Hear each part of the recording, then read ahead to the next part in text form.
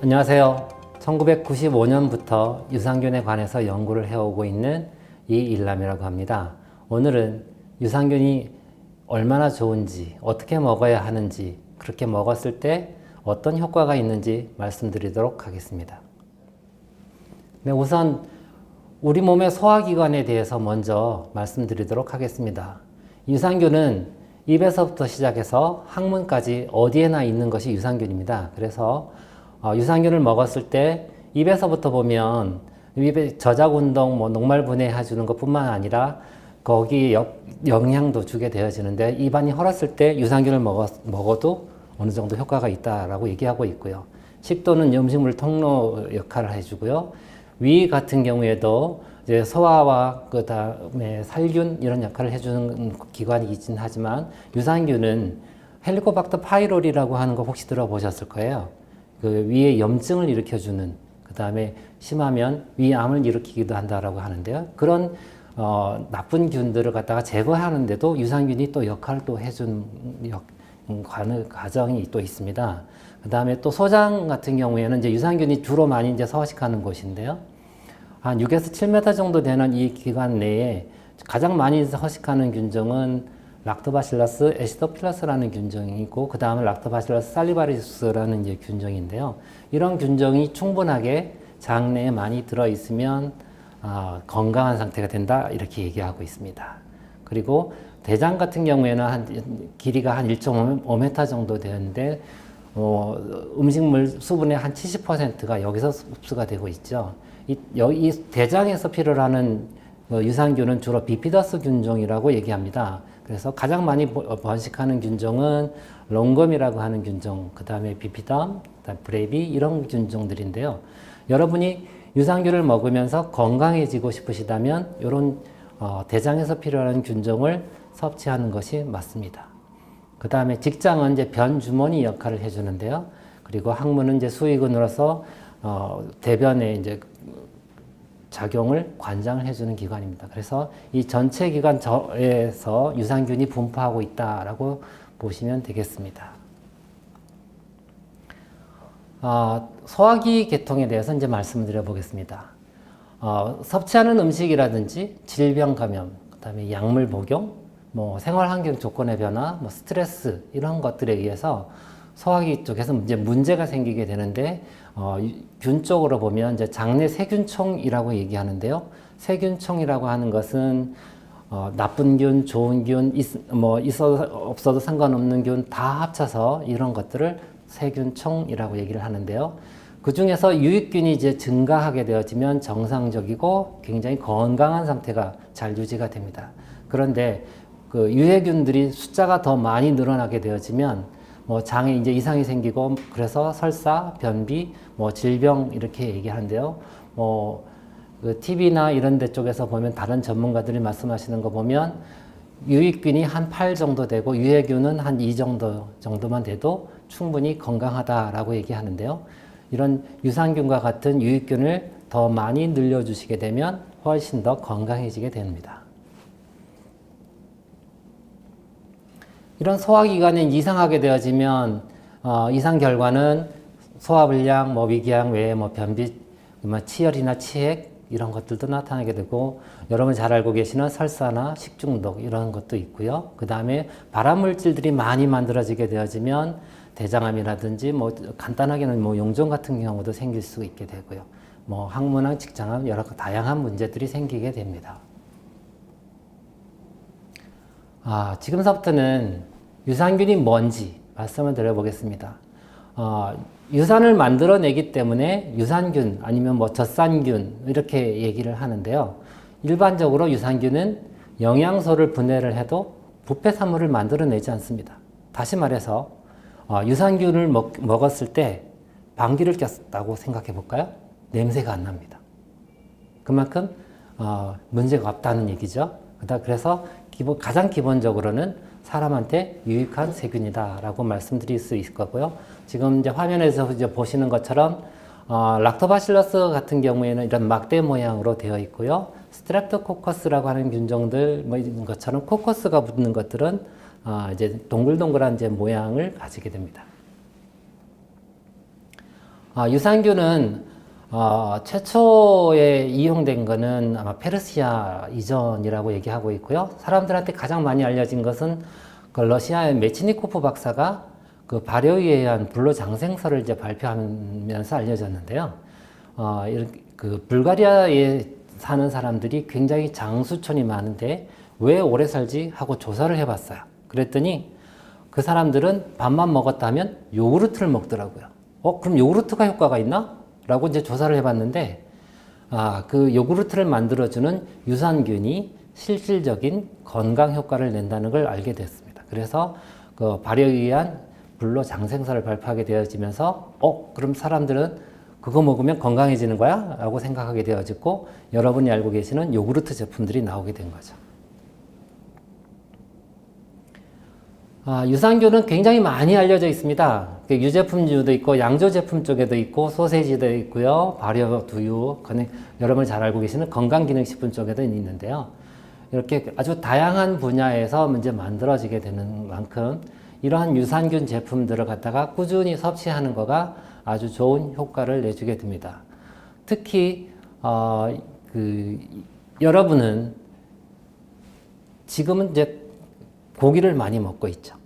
옛날에는 김치나 아니면 이런 야채류를 훨씬 더 많이 먹었었는데 요즘 시대에는 고기 없으면 아이들이 밥을 안 먹으려 할 정도로 굉장히 그 육류 제품들을 이제 많이 먹게 되어집니다. 그래서 동물성 식품들을 많이 섭취하게 되는데요.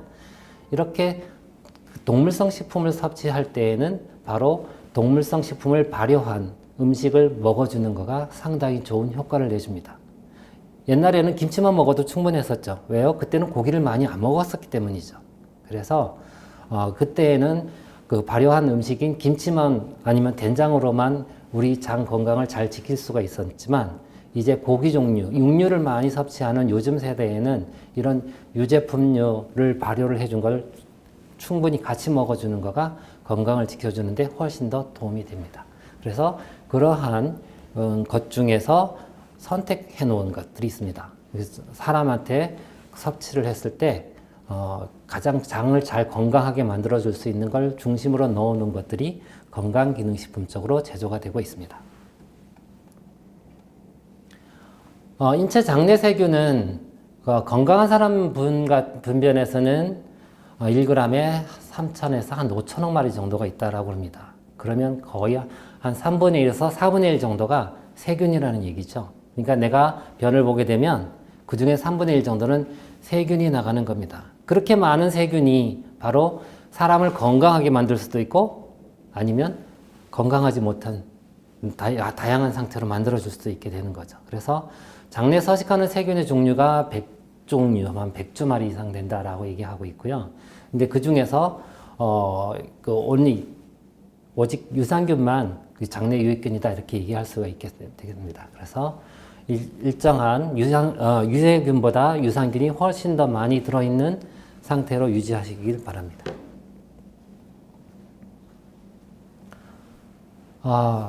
장내에 서식하는 부위별로 이제 보면 이제 우점종이라는 표현을 쓰는데요. 이 생물학적으로 이렇게 얘기하는데 가장 많이 들어있는 균이 무엇이냐라고 이제 보시는 거고요. 아까 좀 전에도 말씀드렸습니다만 소장에서는 에시도필러스 균종과 살리바리우스, 그 다음에 대장 쪽에서는 비피더스 중에서 런검, 비피덤, 브레비 같은 이런 균종이 있고요. 그래서 건강한 사람의 장을 이제 닮으려면 이렇게 건강한 사람의 장에서 가장 많이 검출되어지는 그러한 유산균을 사용하는 것이 가장 좋은 섭취 방법이 되겠습니다. 유산균은 그럼 언제 가지는 걸까요? 바로 태어날 때 엄마한테서 물려받는다라고 생각을 하시면 되겠습니다.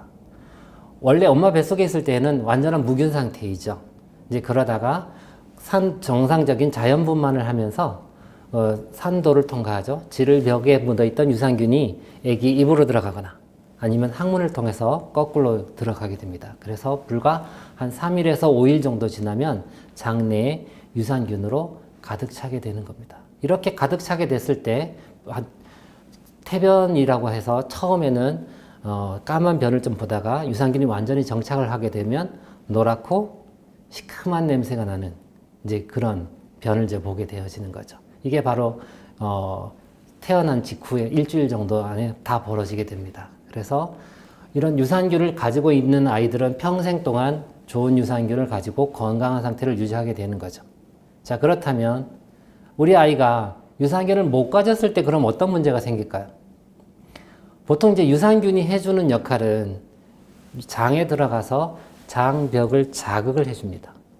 그러면서 엄마 뱃속에 있을 때 꼼짝도 안 하고 있던 그 장이 서서히 움직이기 시작하게 되어지고 그러면서 장에 활력이 붙게 되어지고 그래서 먹는 대로 싸죠. 먹고 싸고가 잘 됐는데 이런 유산균이 없는 경우에는 이런 장에 자극을 주는 거가 별로 없다 보니까 이동 속도가 느려지게 되어지고요.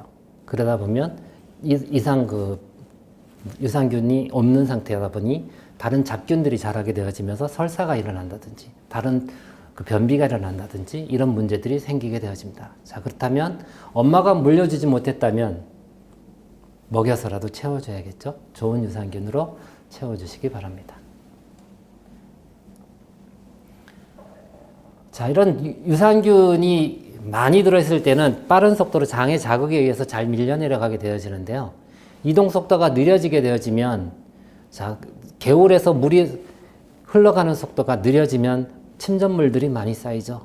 장내에서도 마찬가지입니다. 그래서 이런 유산균이 많이 부족해서 좋은 유산균이 없어서 이런 문제가 생겼을 때 숙변 같은 것들이 많이 생기게 됩니다. 그래서 이런 것이 많이 생기게 되어지고 그 다음에 그 식생활도 또 서구화 많이 진행되어지다 보니까 장의 길이도 짧아지고 그리고 장벽도 얇아지고 이런 문제들이 이제 생기게 되어지는데요. 이런 성분들을 보면 주로 이제 담즙하고 세균 덩어리로 이제 구성이 되어져 있는데 여기에서 올라오는 여러 가지 독성분들이 굉장히 많이 있습니다. 그래서 똥독이 오른다라고 얘기하죠. 혹시 똥통에 빠져보셨나요? 아마 그런 분들은 훨씬 더 빨리 이해하실 텐데요. 이런 장 내에 숙변이 많으면 많을수록 이런 똥독이 쉽게 올라올 수도 있습니다. 그래서 장 숙변 잘 제거하는 데에도 유산균이 많이 작용을 해주는데요. 유산균이 어떤 역할을 해주냐면 기본적으로 유산균은 장에 정착을 해야 됩니다. 정착을 하려다 보면 장벽에 들러붙어야 되거든요. 그런데 장벽에 숙변이 끼어있죠. 그럼 어떡할까요? 숙변을 떼내고 그 자리에 붙으려고 노력을 하죠. 그래서 자연스럽게 내가 좋은 유산균을 먹어서 장에 잘 정착하는 유산균을 먹게 되면 그것이 장벽에 들러붙으려고 하면서 기본적으로 끼어있던 숙변들을 잘 빼내주게 되는데요. 재미있는 거가 이런 유산균 섭취하시는 분들이 어떤 얘기를 하시냐면 처음에는 냄새가 굉장히 심하게 난다는 얘기를 되게 많이 하세요. 바로 숙변이 빠져나오기 때문에 그런 거죠. 그리고 양도 굉장히 많이 늘어서 자주 화장실 간다라고 얘기하는 사람도 꽤 많이 있습니다. 그건 숙변이 굉장히 많기 때문인데요. 사람에 따라서 작게는 한 2, 3kg에서 최대 한 15kg 정도까지 있다라고 얘기하는 사람도 있습니다. 그만큼 굉장히 많은 양이 있으니까 유산균을 혹시 드시면서 나는 처음에 막 배가 너무 많이 아파서 화장실 자주 가게 됐어 라고 했을 때 혹시 숙변이 빠져나오고 있는 건 아닌지 한번 생각해 보시기 바랍니다. 숙변이 많이 끼게 되면요. 이런 여러 가지 질환들이 나타나는데 만성 피로, 부스럼, 그 다음에 여드름, 기미 이런 거, 그 다음에 어깨 결림도 잘 나타나고요. 심한 질병으로는 대장암이나 이런 것들까지도 나타날 수 있습니다. 단백질 분해하고 유산균하고 무슨 관계가 있을까요? 정상적으로 단백질은 분해가 되어지게 되면 아미노산으로 분해가 되어지고요. 그게 이제 각 인체 내 구성물질로 사용되게 되죠. 그런데 이런 유해세균들, 유해세균이 단백질을 분해하게 되어지면 비정상적으로 펩타이드가 만들어지게 되고 그리고 아미노산이 만들어지는 과정이 진행되게 됩니다. 그래서 아민이나 인돌 이런 것들이 만들어지기도 하고요. 아주 쉽게는 암모니아 같은 아주 냄새를 지독하게 만들어주는 암모니아 같은 것도 만들어내게 되죠. 그래서 유산균을 섭취하게 되면 이런 단백질도 정상적으로 분해가 되기 때문에 자연스럽게 큰 문제를 안 일으키고요. 여러분이 잘 알고 계시는 아토피 같은 경우에도 보면 이런 비정상적인 단백질 분해가 진행이 되겠는데 이런 유해 세균들만 잘 쫓아내도 자연스럽게 이 다양한 문제들, 특히 금방 말씀드렸던 이런 아토피 같은 것도 해결하게 되는데 유산균은 이런 유해 세균들 잘 쫓아내주죠.